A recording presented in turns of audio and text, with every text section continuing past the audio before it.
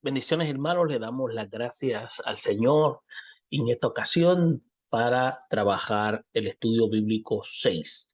Y vamos a estar hablando las contiendas, una muestra de inmadurez.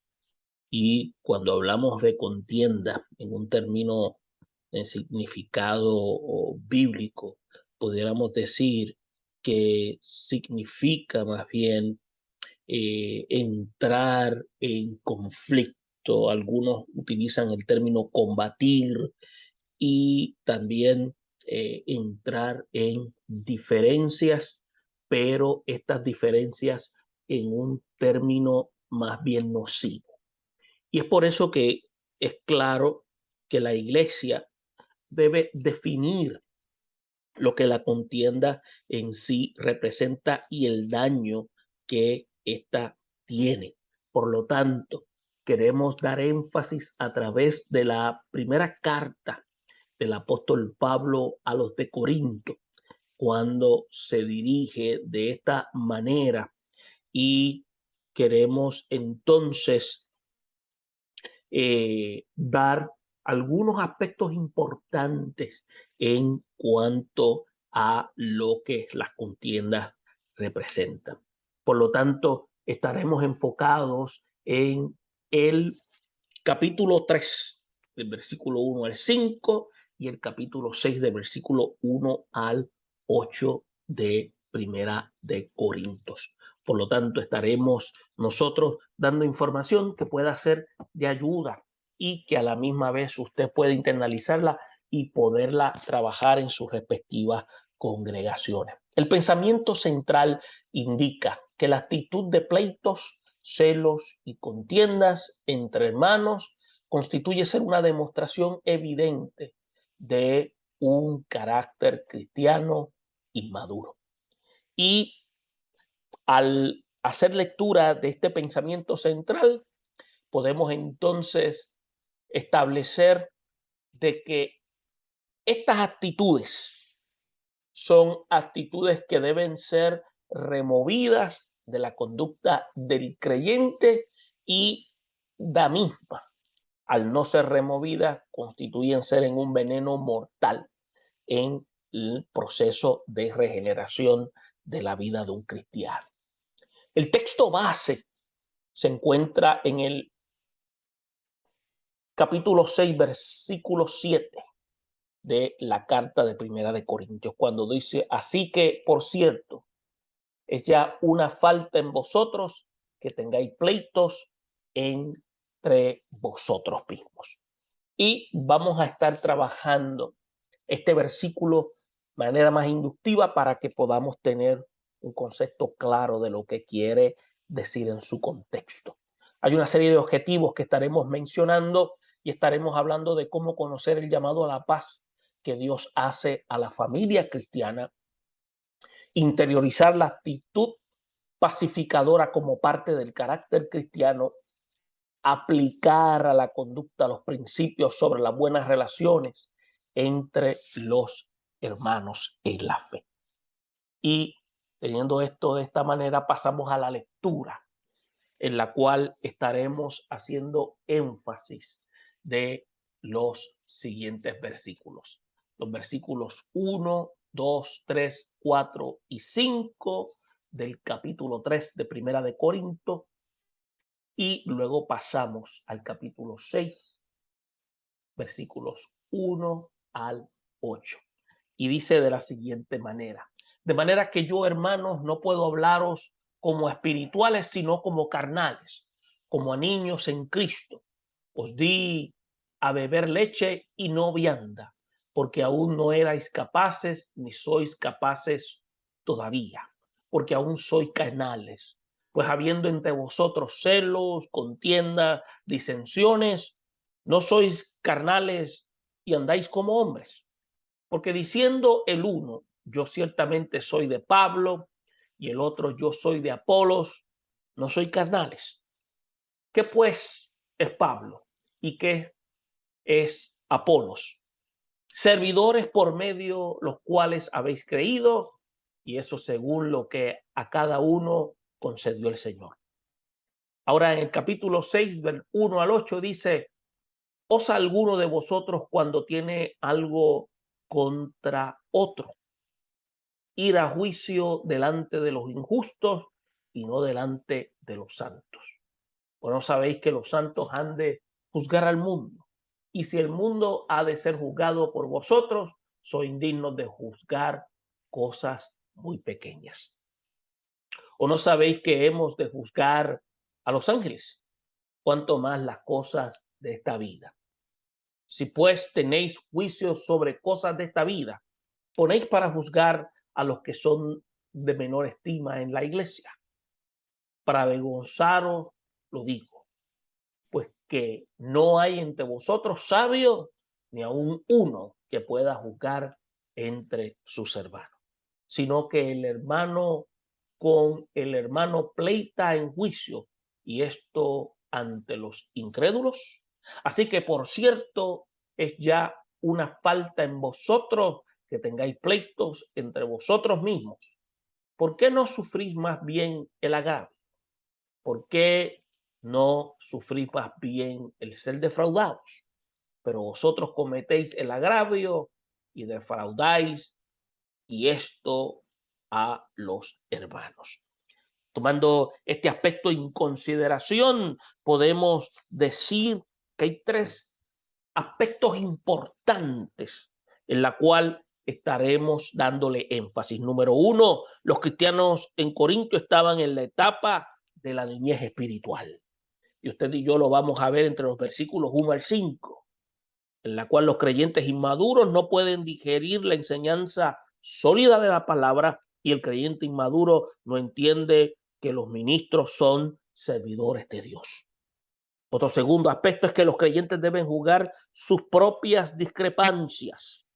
Es por eso que usted va a ver entre el capítulo 6, del versículo 1 al 4, que el ir a los impíos para que juzguen a los santos es ignorancia, que los santos deben juzgar las cosas de la vida. Y cerramos mediante este análisis que la iglesia cristiana necesita sabios que juzguen los asuntos entre los hermanos. Y usted lo va a ver entre los versículos 5 al 8. Y cómo un hermano sabio podría lidiar los problemas entre los creyentes. Es mejor sufrir el agravio que enemistarse con un hermano. Y tomando esto en consideración, tenemos que ver que el pasaje de la Escritura que sirve de base para este análisis tiene aspectos sobresalientes. Uno de los principales constituye ser la mención de muchas interrogantes o preguntas que hace el apóstol a los de la iglesia de Corinto. Y la primera pregunta lo que hace es que revela que ellos eran creyentes carnales y que andaban a la manera de un hombre natural. Y usted va a notar que les confirma este estado carnal en que ellos vivían. Y también podemos ver cómo él rectifica la equivocación que ellos tenían respecto a la identidad de los ministros cristianos.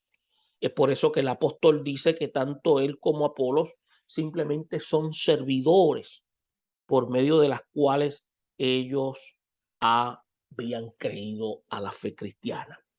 Es por eso que la cuarta pregunta lo que hace es que intenta reprender la actitud poco sabia de los de la comunidad de Corinto al ir a juicio ante los injustos cuando un hermano tenía algo contra otro. Y de ahí entonces que proviene la quinta y sexta interrogante, donde se les daba a entender que si los santos han de juzgar el mundo, pueden juzgar cosas pequeñas en la iglesia. Y la pregunta que viene siendo la séptima y octava revelan: si los santos han de juzgar aún a los ángeles, cuanto más pueden juzgar cosas de esta vida. Entonces, mediante el cuestionamiento se ve lo que podemos ver, que esta situación lleva también a una novena pregunta. Y es la actitud de los hermanos al poner para juzgar a los hermanos que eran de menos estima en la iglesia.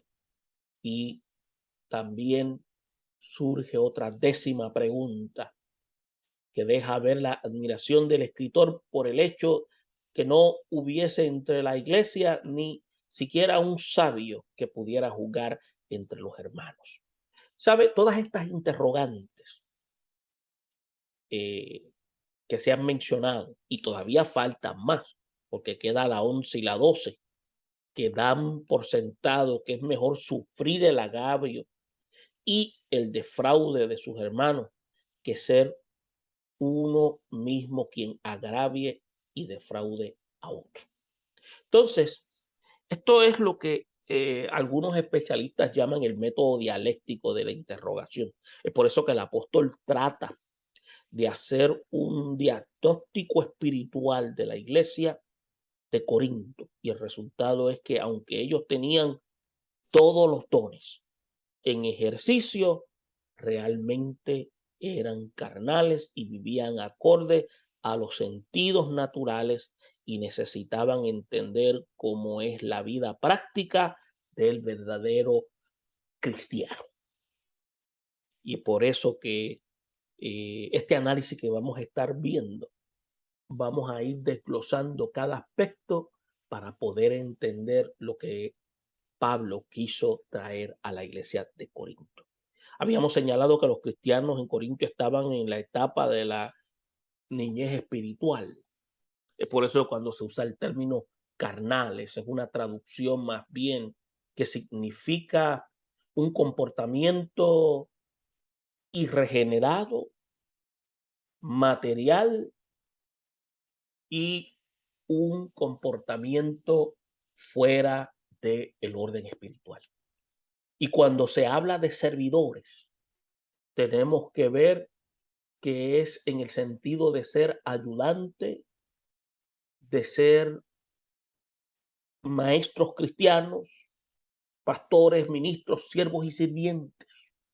Ahora, entre el versículo 1 al 3 se revela el atraso en el desarrollo espiritual que tenían los hermanos de Corinto. Por eso el versículo 1, Pablo amonesta a los corintios en relación a su estancamiento. Y así, a tal manera que el apóstol no pudo hablarles como a creyentes espirituales. Dice que le habla como a carnales y niños en Cristo. Y es donde aquí que aprendemos que el carácter carnal está relacionado con niñez espiritual. Tenemos que pedir a Dios que mientras pasa el tiempo podamos desarrollar madurez espiritual para poder asimilar las enseñanzas profundas de la palabra. Es por eso que esto resulta curioso que Pablo les llama hermanos a los creyentes carnales en Corinto. Y ello tenemos que dar a conocer que el propósito de la carta no es destruirlos, sino más bien hacerles entender de que su comportamiento es uno que no es aceptable dentro de la cultura del reino y que el carácter de Cristo es el que tiene que prevalecer mediante el ejercicio del amor. En el versículo 2 se hace evidente que cuando los santos no han desarrollado la fe, tampoco están en la capacidad de entender los misterios del evangelio. Y en pro de ser pacientes hasta que crecen, hay que alimentarlos con leche espiritual. Y es por eso que, como dice Hebreos 5:12 de la leche, que es aquí una referencia más bien a primeros rudimentos de la doctrina de Jesucristo. Y en el caso de los hebreos hubo que volverles a enseñar las primeras asignaturas de la fe cristiana, porque usted y yo sabemos que una de las causas del estancamiento es la falta de oídos abiertos a la palabra y también al hecho de que no haya fe al escuchar dicha palabra. Es por eso que todo ministro debe orar por aquellos entre quienes trabaja a fin que puedan llegar a la estatura de la plenitud de Cristo. Y es por eso que cuando usted evalúa el versículo 3, hallamos que los hermanos habían sido carnales por un periodo de tiempo. Por eso que dice, porque aún soy carnales, pues habiendo entre vosotros celos, contiendas, disensiones. Después hace un interrogante, ¿no sois carnales y andáis como hombres? Entonces, Pablo menciona aquí 3 obras carnales: celos, contiendas, disensiones. Y tenemos que tener claro que a un carácter ideal es aquel que está dominado por el fruto del Espíritu, y donde el creyente se ha despojado del viejo hombre y tiene paz con Dios, vive en armonía con los hermanos, y es por eso que se debe aprovechar la palabra oída y rogar al Señor que os haga crecer en Él cada día a través de esta. En los versículos 4 y 5, usted puede ver que cuando hacemos una observación, encontramos que los de Corinto necesitaban un crecimiento y madurez. No solo creían en ser de Pablo y otros de Apolo, sino también lo confesaban. Entonces, el apóstol Pablo enseña que cuando hablan así, lo que hacen es que manifiestan un carácter carnal. Y por eso que eso nos hace recordar que Pablo trabajó algún tiempo en Corinto, y también su asistente Apolos. Entonces, era un pensamiento vano pensar que los siervos de Dios eran como una especie de cabecillas de grupo, como los corintios pensaban así de Pedro y de Apolo. Y el escritor les hace saber que eso es fruto de la carnalidad. Y hoy vemos proliferar maestros religiosos que atraen la atención de muchos hacia sí mismos. Y hay que estar alerta acerca de ellos y saber que solamente Jesús nos compró a precio de su propia sangre. Y por tanto, es de madurez espiritual considerar que en verdad somos del Señor. Mire, el versículo 5 que dice, ¿qué pues es Pablo y qué es Apolos? Mire, cuando Pablo trata entre el tema con los corintios, deja ver que el peligro en que ellos se encontraban por tratar de lo que se llama endiosar a los ministros de Cristo era algo serio. Es por eso que Pablo les enseña que tanto él como Apolos únicamente eran recipientes en las manos de Dios. Y está indicando de manera previa que ese oficio es el de un ayudante y de un sirviente. Y es por eso que todo obrero cristiano debe ser vigilante consigo mismo y nunca tener más alto concepto del que debe tener.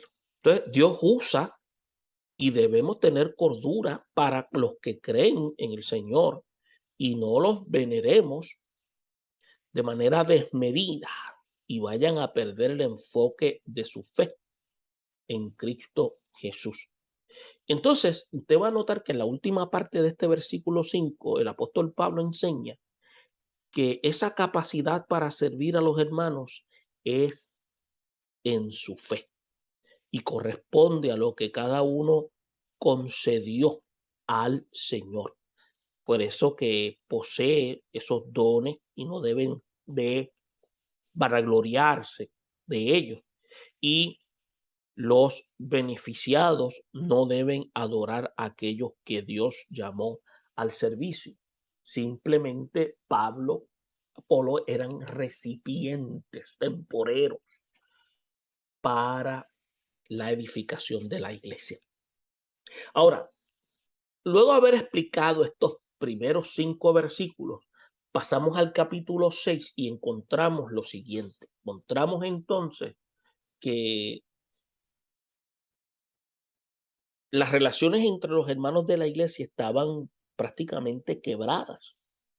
Y es por eso que en el versículo 1 es bien claro que los hijos de Dios podemos tener discrepancias, diferentes categorías, pero el apóstol Pablo, por ejemplo, Pablo y Bernabé tuvieron discusión relacionada con Juan Marcos, pero ambos hicieron lo que creyeron conveniente para la buena marcha de la obra.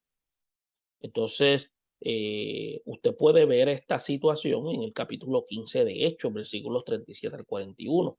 Pero nosotros debemos dejar que la palabra nos enseñe la solución, a que la palabra sea la que nos presente los agravantes y atenuantes para que el nombre de Cristo no sea difamado. Es por eso que los creyentes en Corinto no sabían cómo tratar los problemas que enfrentaban entre ellos, y por eso se acusaban ante los tribunales civiles oficiados por hombres impíos.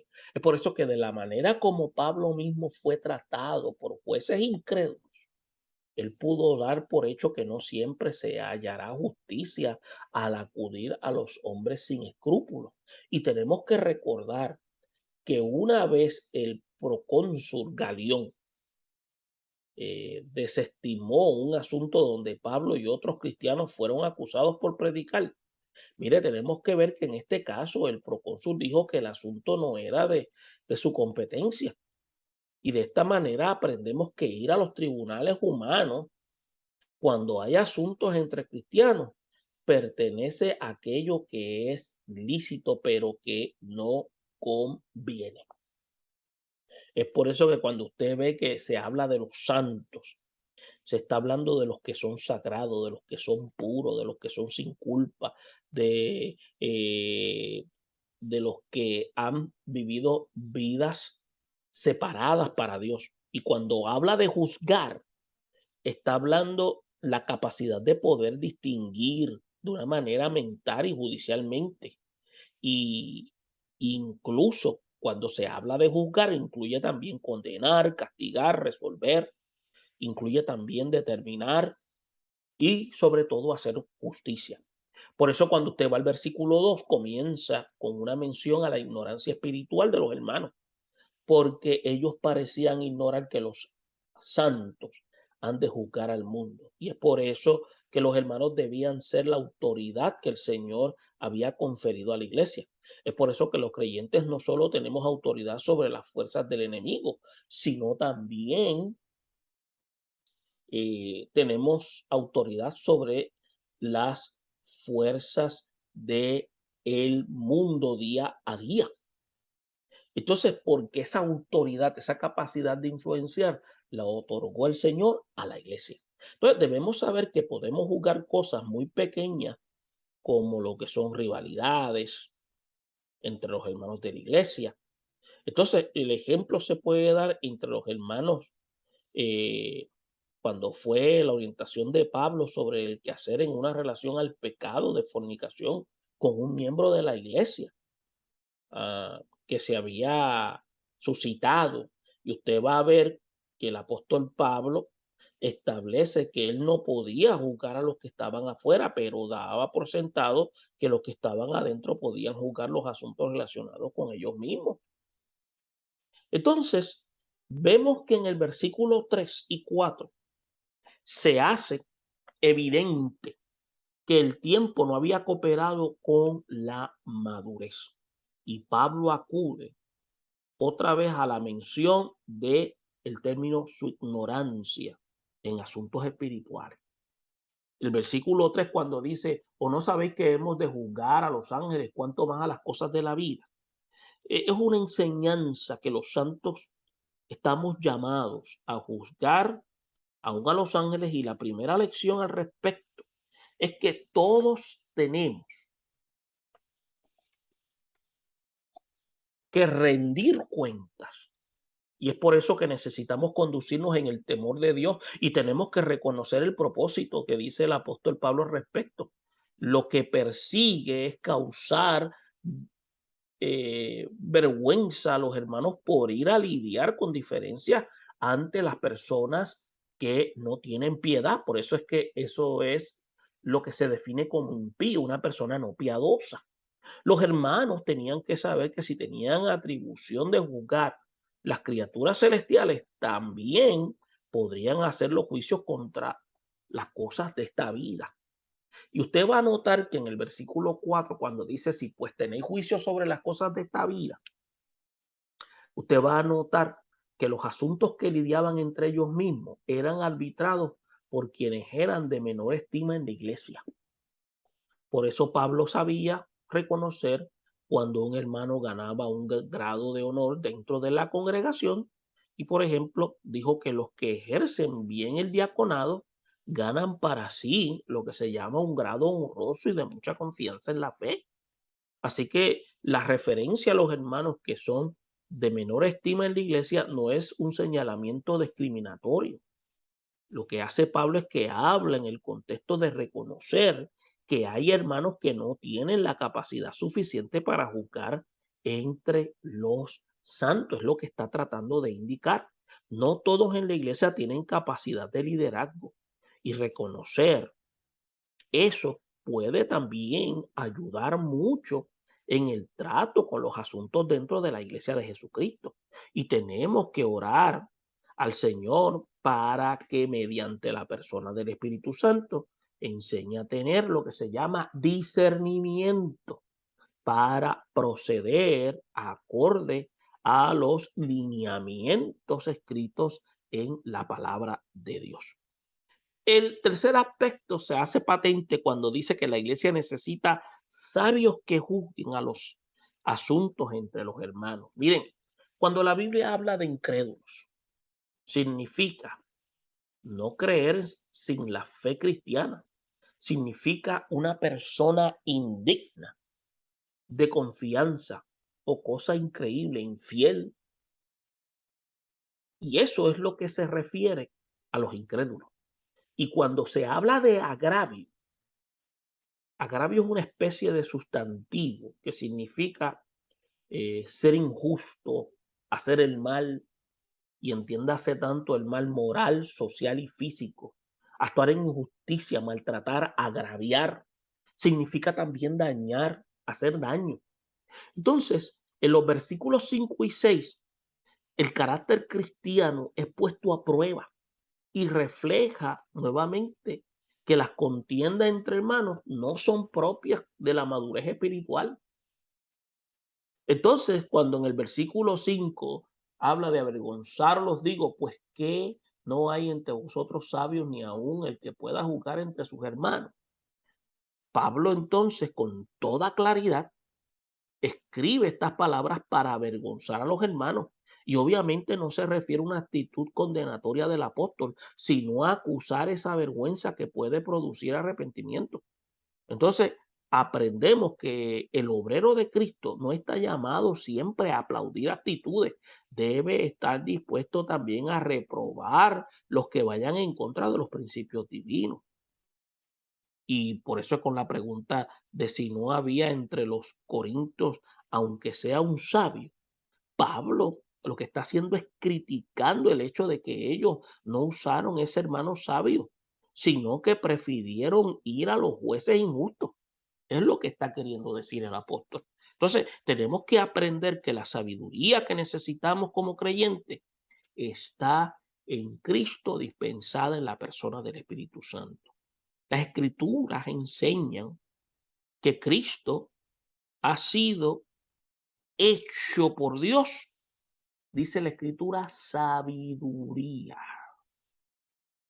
Y usted lo puede encontrar en la primera carta a los Corintios, en el capítulo 1, versículo 30.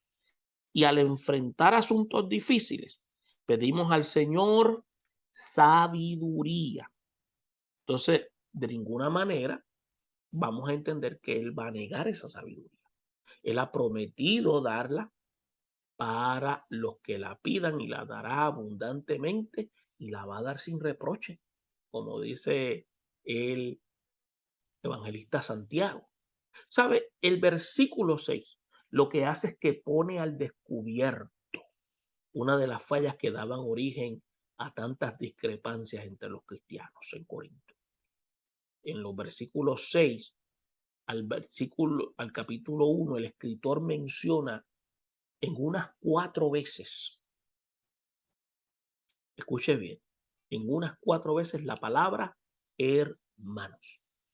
Entonces debemos recordar que ese mismo término lo usó el padre de la fe Abraham cuando se suscitaron pleitos entre los pastores del ganado, entre los de él y entre los de Lot.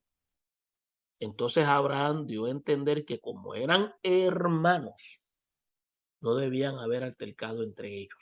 Es por eso que la palabra enseña que a paz nos ha llamado Dios, y es por eso que debemos procurar estar en paz con todo. Y vamos a ver la reprimienda del apóstol Pablo a los corintios, que inmiscuía la queja que los hermanos se acusaban unos a otros y una parte pedía que la otra fuera enjuiciada. Pero lo peor era que esto ocurría delante de jueces incrédulos. Por eso en el versículo 6 se nombra que estos incrédulos eran los que iban a intervenir, pero no era parte del plan divino. Entonces tenemos que estar seguros de que estas acusaciones de los cristianos ante este tipo de jueces, ¿qué es lo que hace? Esto constituía un mal testimonio para la iglesia en la comunidad donde ellos vivían. Y siempre tenemos que velar por ser luz de los que están en tinieblas, porque para eso nos ha puesto Dios en esta tierra. Ahora bien, al final de este análisis que acabamos de ver, tenemos que observar lo que dice el versículo 7 y 8.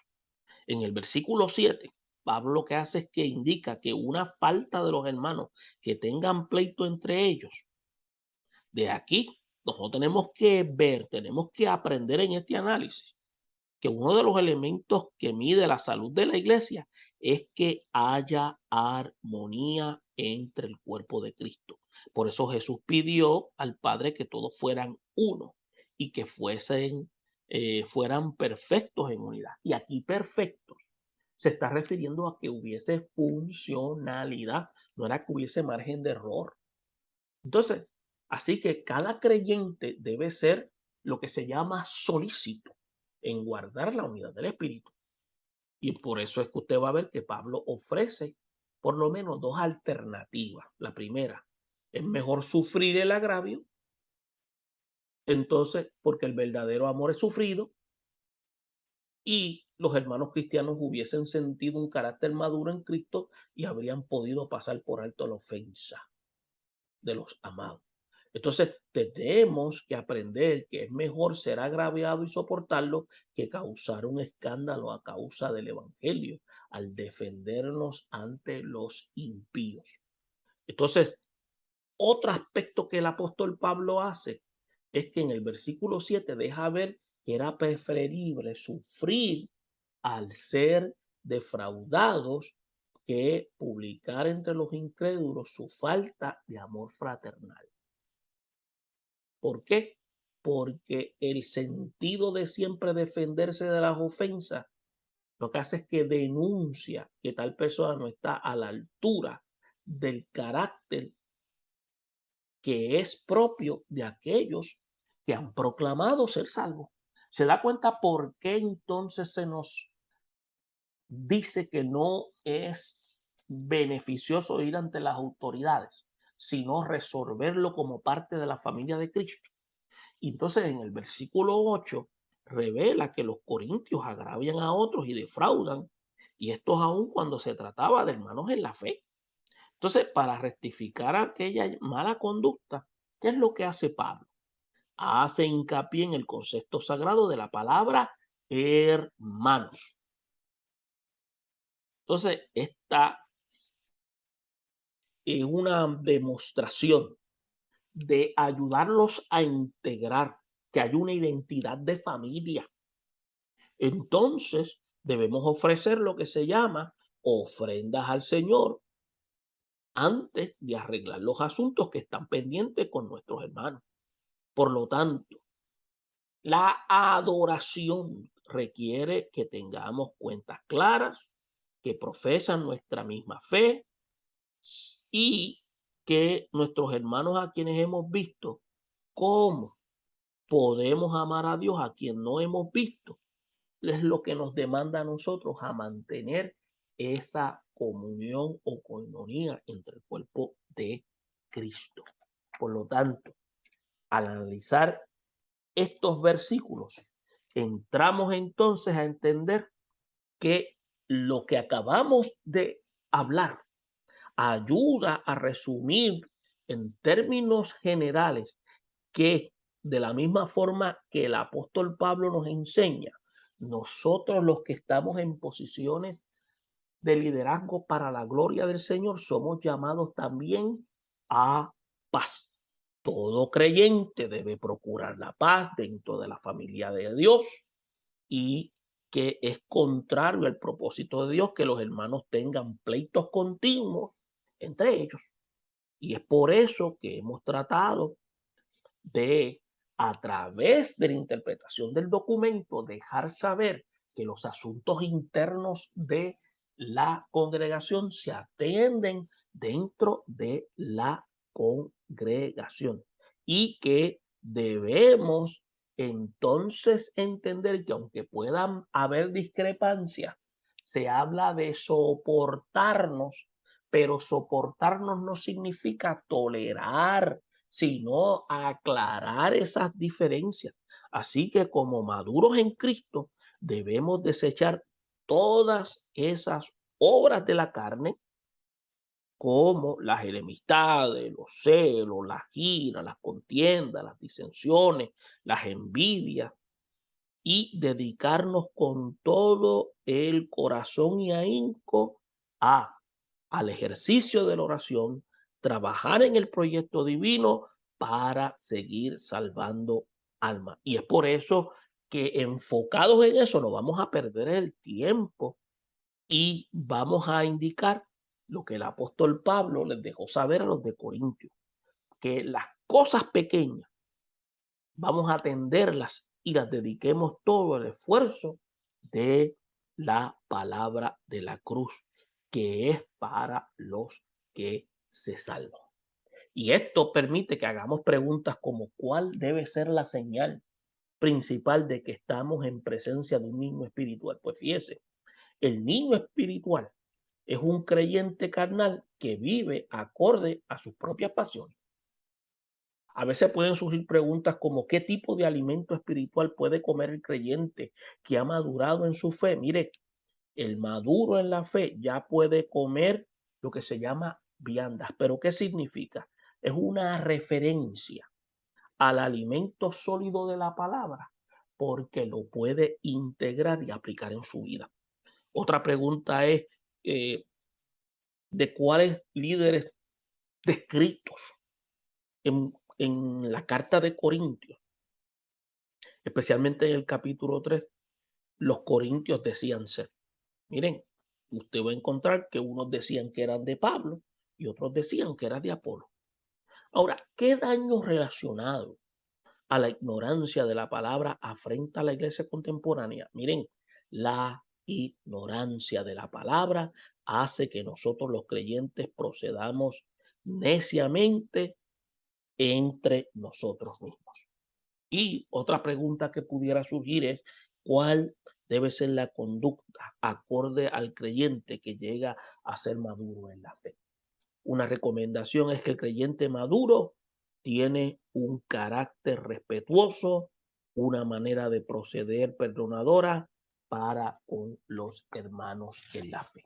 Esperamos que esta información ayude a que usted y yo podamos integrarla, pero a la misma vez compartirla con los hermanos en la comunidad de fe. Bendiciones a todos.